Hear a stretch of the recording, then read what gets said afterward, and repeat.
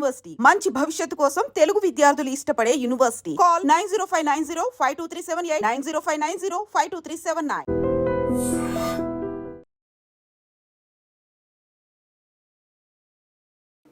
నమస్తే, welcome back to ID media. నేను మీ ఝాన్సీ. మనకి ఇప్పుడు సమ్మర్ సీజన్లో ఉన్నాం కాబట్టి టక్కున ఎవరైనా ఆయాసం వచ్చినా, నీరసం వచ్చినా, కొంచెం నాకు నీరసంగా అనిపిస్తుంది అనగానే మన ఫ్యామిలీ మెంబర్స్ తెచ్చిచ్చేది కొబ్బరి నీళ్ళు. ఆ కొబ్బరి నీళ్ళ మీద కూడా ప్రకృతి పరంగా వచ్చినా కానీ చాలా అపోహలు ఉంటాయి. ఎక్కువగా తీసుకుంటే ఏదో పొటాషియం లెవెల్స్ పడిపోతాయని, లేకపోతే వేరే సీజన్లో తీసుకోకూడదు, వర్షాకాలంలో తాగకూడదు, చలికాలం తాగకూడదు, ఇవన్నీ చెప్తూ ఉంటారు.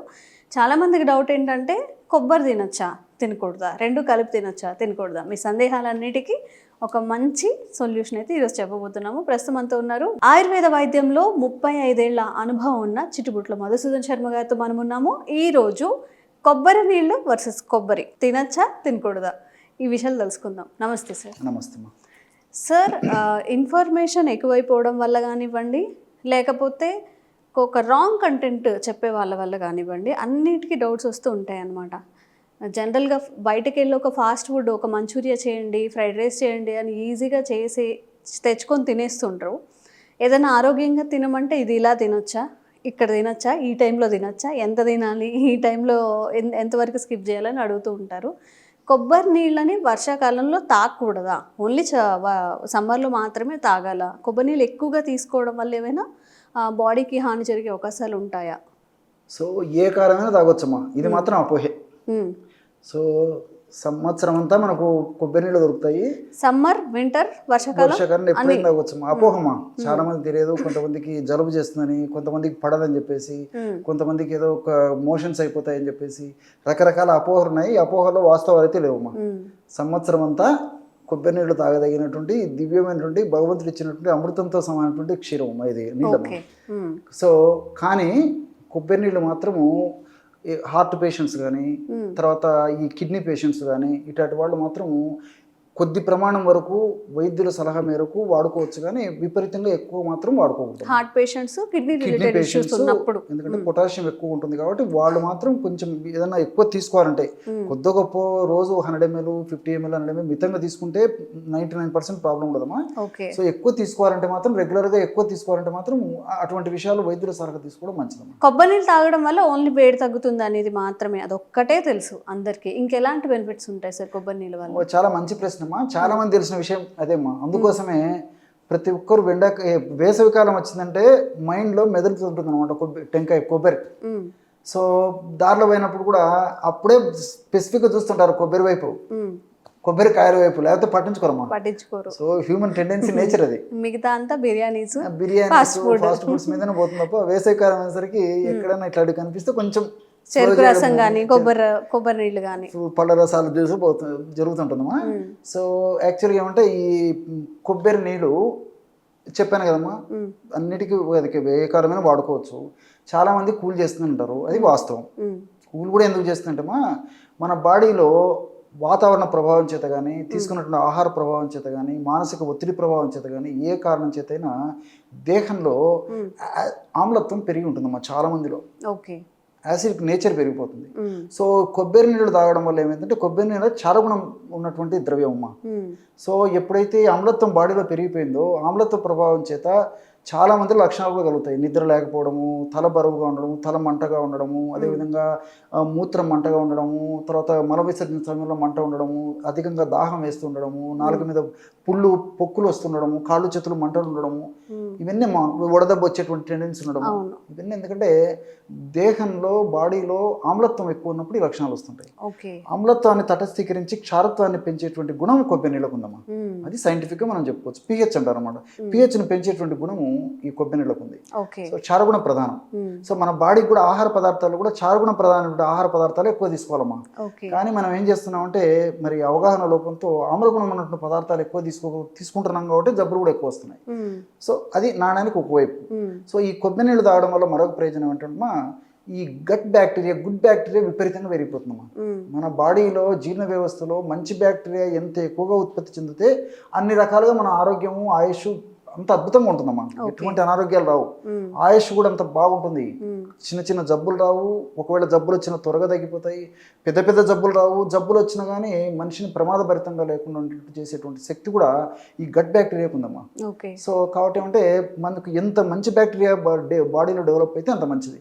సో ఈ కొబ్బరి నీళ్ళు తీసుకోవడం వల్ల ఏమైతుందంటే ఆ గట్లో మంచి బ్యాక్టీరియా వృద్ధి చెందుతుందమ్మా. అంటే మంచి బ్యాక్టీరియాకి ఇది ఆహారం కూడా ఉపయోగపడుతుంది.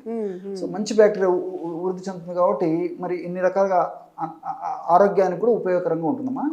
సో ఆధునికంగా మనం ఆలోచించినప్పటికమ్మా ఈ ఆలిగోసాకరైడ్స్ అనేవి ఉంటాయమ్మా. ఫ్రక్టో ఆలిగోసాకరైడ్స్, గెలక్టో ఆలిగోసాకరైడ్స్, కైనటిన్స్, జియోటెన్సిన్స్ ఇలాంటివి అనేక రకాల రసాయన పదార్థాలు, తర్వాత ఈ సోడియము, తర్వాత ఈ పొటాషియము, క్లోరైడ్స్, ఎలక్ట్రోలైట్స్ ఇలాంటివి అనేక ఉంటాయమ్మా. సో నేను చెప్పినట్టు ఈ గెలక్టో సాకరైడ్స్, ఆలిగోసాకరైడ్స్ ఇట్లాంటివన్నీ కొన్ని రకాలైనటువంటి ఈ సాకరైడ్స్ ఏం చేస్తాయంటమ్మా ఈ గట్ బ్యాక్టీరియా పెంచేందుకు ఉపయోగపడతాయమ్మా. సో మెయిన్ అది దీని రీజన్. సో గట్ బ్యాక్టీరియా ఇంతమంది చెప్పినట్టు గట్ బ్యాక్టీరియా ఎంత మంచి బ్యాక్టీరియా పెరుగుతుంటే మన దేహానికి ఉపయోగపడుతుంది, అది మంచిది. రెండోది ఏమంటే ఈ కైనటిన్స్, తర్వాత జియోగ్జాంతిన్స్ ఇట్లాంటివన్నీ చెప్పాను కదమ్మా, జియోజెన్సిన్స్ ఇట్లాంటివన్నీ. సో ఇవేం చేస్తాయంటేమా ఈ ఉన్నటువంటి బ్యాడ్ బ్యాక్టీరియా మన దేహంలో ఏదైతే ఉందో ఆ బ్యాడ్ బ్యాక్టీరియా యొక్క వృద్ధి చెందకుండా ఉపయోగపడడంతో పాటు బ్యాడ్ బ్యాక్టీరియా వల్ల ఉత్పత్తి అయ్యేటువంటి ఇన్ఫ్లమేషన్ అనేటువంటి దాన్ని కూడా తగ్గిస్తాయమ్మా. సో ఈ మొదట చెప్పినవి అయితే గుడ్ బ్యాక్టీరియా పెరిగేందుకు ఉపయోగపడతాయి.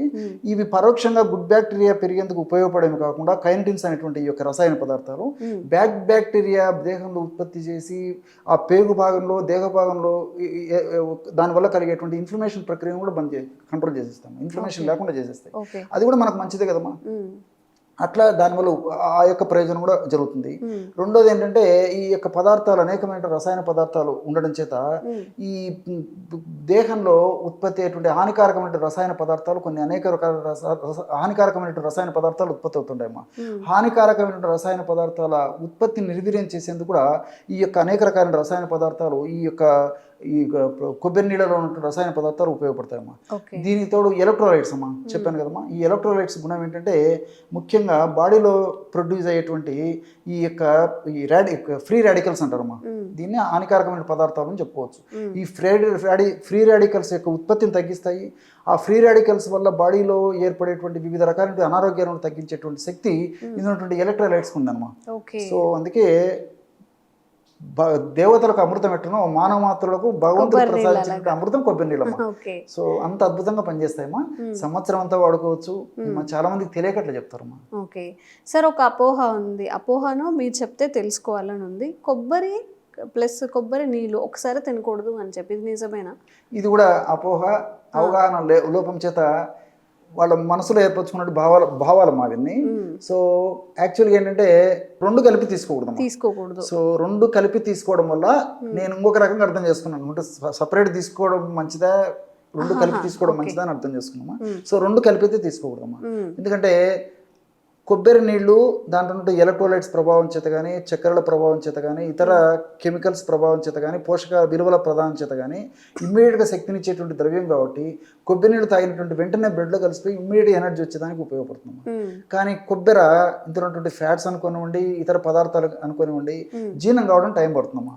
సో ఎప్పుడైతే మనం కొబ్బరి నీళ్లు తాగేసి వెంటనే ఈ కొబ్బరి తింటాము అప్పుడు రెండు లోపల కొట్లాడుకుంటాయి. సో త్వరగా ఈ కొబ్బరి నీళ్ళు త్వరగా పేగులు పీల్చుకోకుండా ఇది అడ్డుపడుతుంది. సో దానివల్ల అనుకున్నంత స్థాయిలో రిజల్ట్ ఉందమ్మా. కాబట్టి జీర్ణశక్తి తగ్గిపోవడము, తర్వాత కొంచెం కొంతమందిలో ఏదైనా మోషన్ సరిగ్గా కాకపోవడం కొంతమందిలో జరుగుతుంటుంది. సమ్ టైమ్స్ అదే అంటారు కొంతమంది, కొబ్బరి తింటే అరగలేదు నాకు అని చెప్తూ ఉంటారు. మేబీ ఈ ఇష్యూ వల్ల అయి ఉండొచ్చు. అంతేనమ్మా.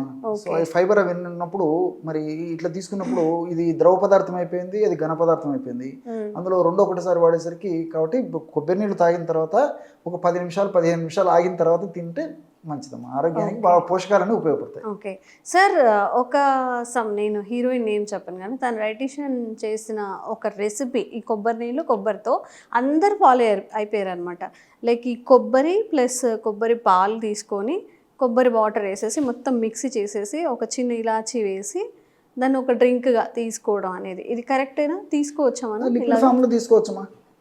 అంటే రెండు లిక్విడ్ ఫామ్లో ఉన్నప్పుడు సేఫ్ సైడ్ ఉంటాము. కొబ్బరి ప్లస్ వాటర్ విడివిడిగా ఉన్నప్పుడు ఆ రెండు తీసుకున్నప్పుడు డైజెషన్ ఇష్యూస్ వస్తాయి, అంతే కదా? ఇక్కడ మీరు అడిగేసరికి నాకు మరొక ఇది వస్తుందమ్మా, మైండ్ ఒకటి మెదులుతుందమ్మా.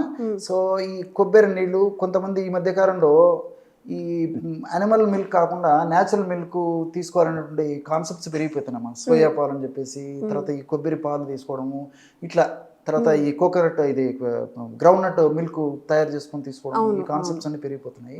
సో ఈ కొబ్బరి పాలు, కొబ్బరి నీళ్ళు తాగిన తర్వాత కొబ్బరిని మనం చిన్న చిన్న ముక్కలు చేసేసి మిక్సీలో వేసిన కొబ్బరి తురుము తీసుకొని పచ్చి కొబ్బరి పిండిన వాటర్ వచ్చేస్తుంది. కావాలంటే రెండు కలిపి తాగొచ్చు, వెంటనే తాగొచ్చు, అట్లాంటి ప్రాబ్లం అయితే ఉండదు. Okay okay. సో ఇవి ఏమైనా తినమంటే ఇన్ని డౌట్స్ వస్తాయి కాబట్టి కొబ్బరి నీళ్ళు, కొబ్బరి గురించిన ఇన్ఫర్మేషన్ ఇది. ఇంకా మీకు ఏదైనా సందేహాలు ఉంటే కామెంట్స్ రూపంలో తెలియజేయండి, తప్పకుండా వీడియో చేసే ప్రయత్నం చేస్తాం. Thank you sir. నమస్తే. Sir, one life lesson what medicine has taught you. Whatever you can do without expecting. But I really believe మన పాజిటివ్ యాటిట్యూడ్ ఉంటేనే మనం ఏదైనా సాధించగలం. గట్ని మనం కరెక్ట్గా డీల్ చేసినట్లయితే అది మనకి పాజిటివ్ హార్మోన్స్ని రిలీజ్ చేస్తుంది. షుగర్ వచ్చిన వాళ్ళ పరిస్థితి ఏంటి? పొట్ట దగ్గర పెరిగితే దాన్ని ఆండ్రాయిడ్ అంటారు, ఆండ్రాయిడ్ ఫోన్ కదా. అసలు థాట్స్ ఎందుకు వస్తాయి? బ్రెయిన్ డెడ్ అంటే దానికి ప్రపంచం అంతా కూడా కొన్ని నిర్దిష్టమైనటువంటి లక్షణాలు ఉంటాయి. మానసికంగా ధైర్యంగా ఉంటే క్యాన్సర్ జయించవచ్చు. You are a doctor for a cause sir, అంతే. వాళ్ళకి వచ్చిన ఆదాయం కాకుండా ఫ్రీ సర్వీస్ ఎంతమందికో చేస్తుంది.